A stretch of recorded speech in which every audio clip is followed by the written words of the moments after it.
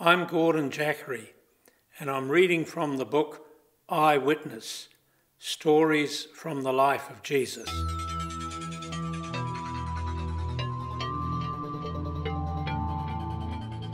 My name is Jacob. You probably haven't heard of me, but you may have heard of my son Joseph. He was the man who married Mary, a young woman from our town, Nazareth. She was the mother of Jesus. The story I'm about to tell you is hard to believe, but I know it's true. I have a carpentry business, and Joseph works for me. I taught him the trade, and he's a good tradesman too. We get on quite well, which is important because we see a lot of each other. We make all sorts of things in the workshop, mostly out of wood, and we work in people's houses when they need repairs doing. A few months ago, I noticed Joseph seemed to be very pleased with himself. He was all smiles and singing to himself as he worked. So I said to him, "Joseph, you look very happy at the moment. What's happened?"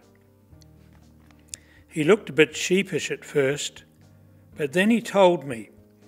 He'd gone to do some repairs at the home of a family in the town, and while he was there, he got to know one of the daughters, a girl in her late teens named Mary. It turns out that the friendship had blossomed. Joseph had popped the question, and Mary had said yes. I smiled to myself. Joseph didn't know that our families had planned for them to marry some years before. That's how marriages happen in our culture. We knew the family, and one of their cousins is Elizabeth, the wife of a priest in Jerusalem, though she's much older than Mary. Anyway, I said to my wife that we better start saving up for a wedding. Usually in our culture, there are a few months between getting engaged and the actual wedding. About 4 weeks ago, Joseph was in the workshop, and I noticed he wasn't making much progress. He kept getting cross with himself for making mistakes. His mind wasn't on the job, so I said to him, "Joseph, what's wrong?" He looked me in the eye and said, "I've had some bad news."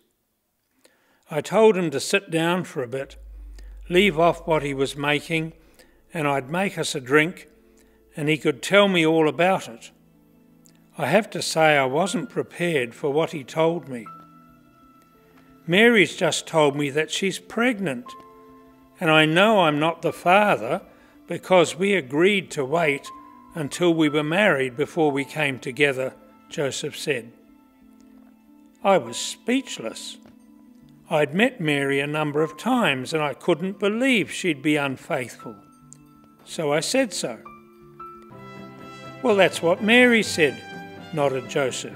"She told me she'd had dreams or visions of an angel who told her God had specially chosen her to be the mother of a baby who would one day save the world.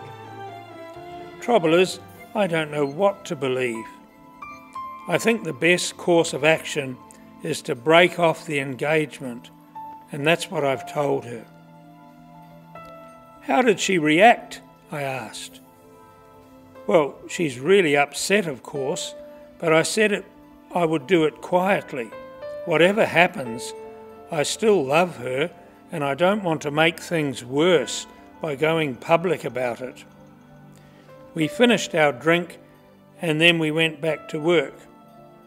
I didn't know what to say to my son. It all sounded strange and far-fetched, but I do know that strange things have happened in our nation's history. Next morning, I was at the workshop first, and when Joseph turned up, he was white as a sheet, and this is what he told me. Last night, he was lying in bed, puzzling over what had happened with Mary, when an angel appeared to him. He wasn't sure if he was awake or asleep, But the message from the angel was straightforward. Don't be afraid to marry Mary. She hasn't been with another man. She's telling the truth. The baby she's carrying is God's special gift to the world. And if you take Mary as your wife, you will be part of the greatest story the world has ever known. I asked my son what he was going to do, and this is what he said. I'm going to marry Mary. I'm a bit scared about what's happening, but sometimes life is scary. We'll wait until after the baby's born before we tie the knot.